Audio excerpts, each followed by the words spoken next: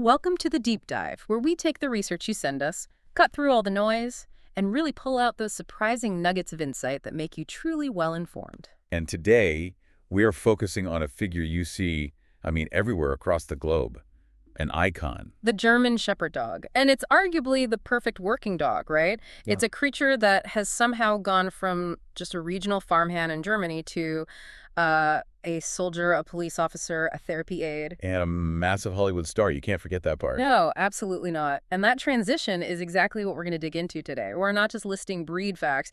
We're exploring how this meticulously engineered animal became a global symbol. And its history is just so tangled up with everything, with war, with national identity, and even now, with some pretty intense genetic controversy. Right. We've got sources on everything from the founder's vision back in 1899 to a surprisingly heated debate about the color black in the show ring today. Our mission, then, is to understand how all this versatility was built. And for that, we have to start with the man himself, the architect of the breed. Captain Max Emil Friedrich von Stephans. Yes, working alongside Arthur Meyer. They officially kicked off the breed in 1899. And Stefanitz wasn't just, some dog lover. He was a retired Prussian cavalry captain. Okay. He brought a military discipline, a military mindset to the whole project. His goal was singular. It was laser-focused, above absolutely everything else. He wanted a German sheepdog that was just superior in its ability to work, period. And he found his dog, his patient zero, so to speak. He did. He found his foundation dog, Haran von Grafrath, and bought him for what was then a really substantial sum, 200 German gold marks. Wow. Haran got the very first registration number, SC1, and he became the central stud for the entire breed.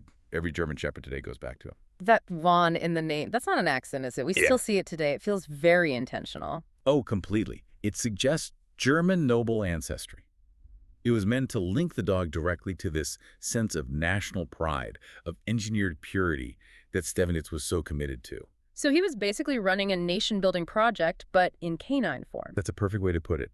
He wanted a dog that embodied German ideals. Yeah. Loyalty, discipline, and just this tireless utility. Okay, so let's unpack the how. How did he actually do it? Because the German Shepherd wasn't just one type of dog he found somewhere. No, it was a conscious amalgamation, a blend. He took existing regional shepherd dogs from all over Germany to create a kind of super dog. What was he combining? Well, on one side, you had these strong-tempered wolf gray dogs from Thuringia, a bit smaller, erect ears, known for being really sharp and tenacious. Okay, so that's the intensity. That's the intensity. And then he crossed them with the larger, heavier boned dogs from Württemberg. They brought the size, the substance, the power. So he's taken the best traits from all over to engineer this one standardized, ideal working machine. He wasn't just collecting pretty dogs. Not at all. And this is critical to understanding the breed. Stefanitz's core philosophy was that a dog's working ability was its beauty. Its appearance was secondary. Form follows function. Exactly. He really despised people who focused only on looks. He saw that as creating a showpiece with no purpose. And what a purpose they had. The sources say these dogs were originally bred to manage huge flocks. I'm talking up to 1,000 sheep. 1,000 sheep. They weren't just trailing behind the herd.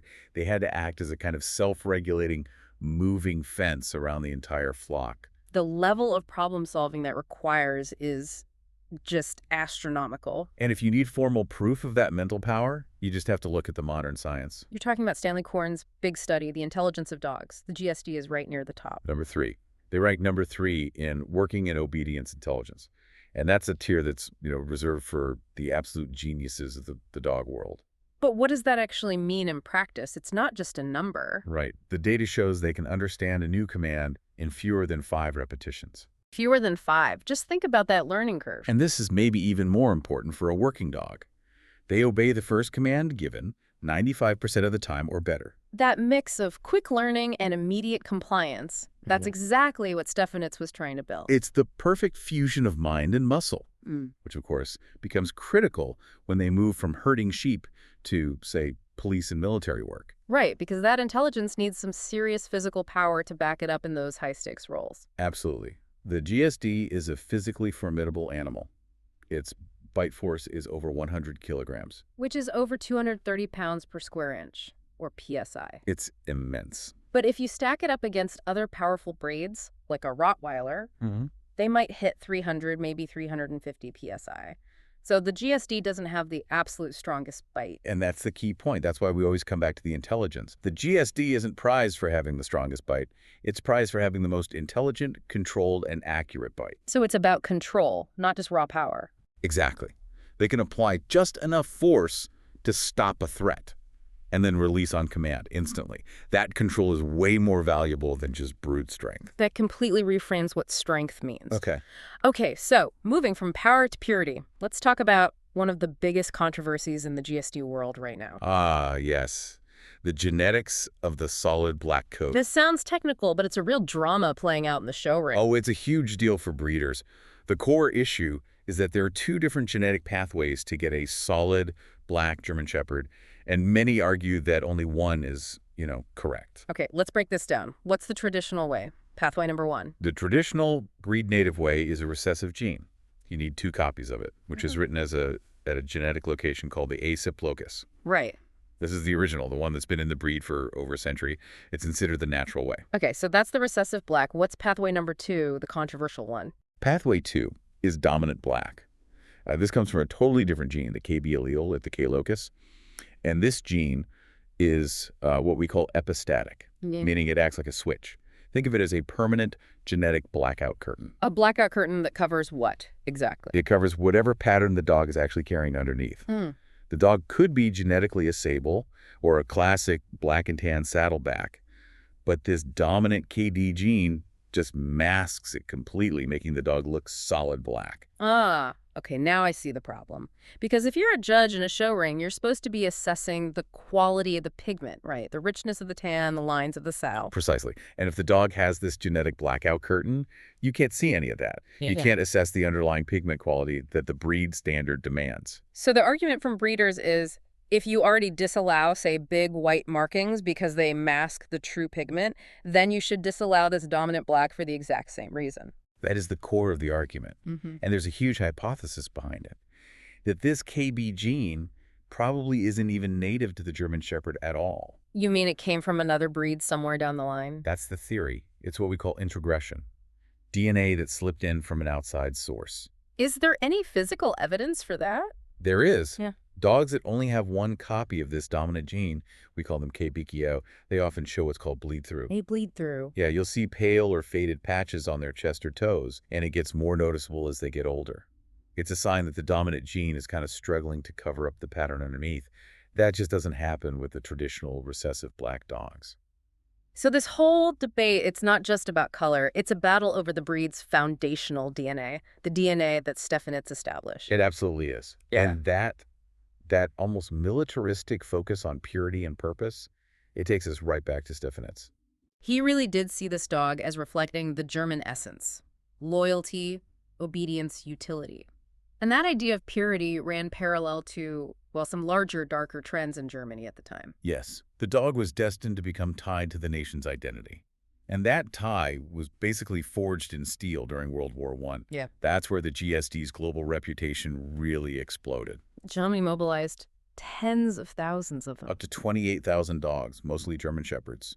They were used as sentries for search and rescue, but most critically, as messengers. And the efficiency is just staggering. A soldier in a trench trying to cross a battlefield full of shells and wire, it could take an hour to go a single kilometer. But a trained messenger dog, 3 to 7 minutes. Wow. In the chaos of trench warfare, these dogs were sometimes the only way to get critical orders through. They were a lifeline. And the stories of their loyalty, I mean, they're legendary. Our sources mention one dog near Peronne, severely wounded, running a message on 3 legs. It only died after it completed its mission. That's the dedication we're talking about. Military commanders saw them as essential.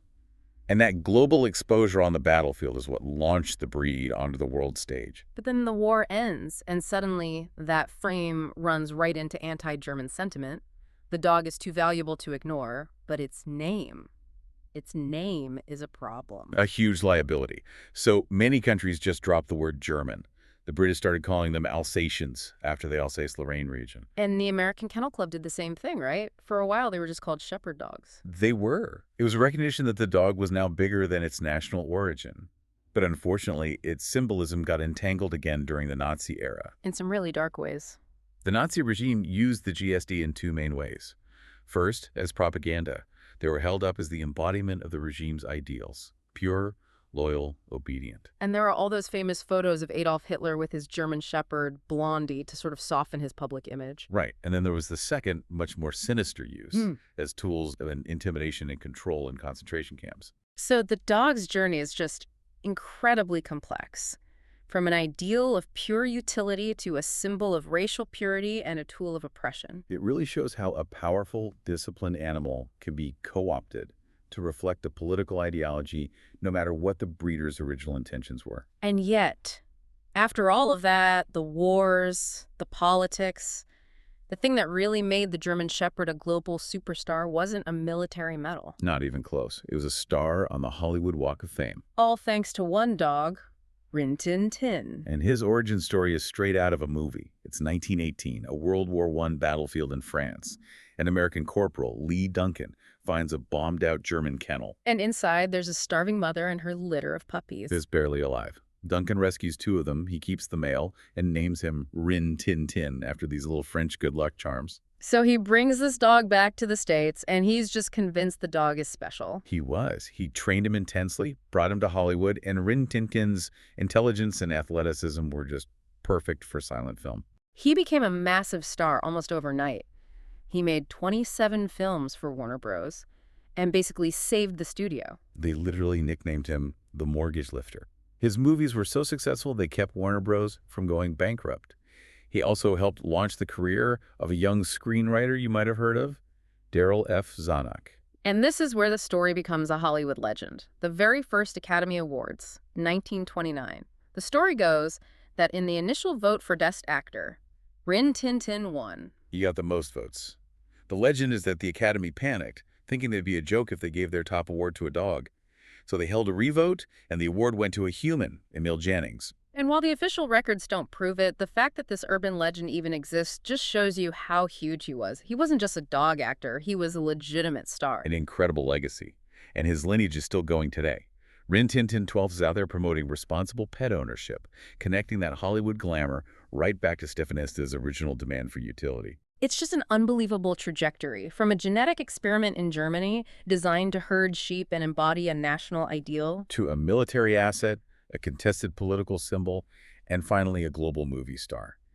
It always comes back to that core trinity: intelligence, power, and ultimate adaptability. So as we wrap up this deep dive, here's something to think about. The ultimate contradiction in this dog story. It was meticulously conceived by a Prussian cavalry captain, Max von Stephanitz, as a pure manifestation of German working spirit, entirely tied to a national purpose. Yet its global fame, its worldwide popularity, was launched by an American soldier, Lee Duncan, who just happened to rescue one single puppy from a battlefield. So what does the German Shepherd's success tell us about the power of an individual captivating story? Rin Tin Tin story overriding a meticulously designed national purpose Stefanitz's ideal. That is something to mull over until our next deep dive. It definitely is. Thanks for diving deep with us. We'll catch you on the next one.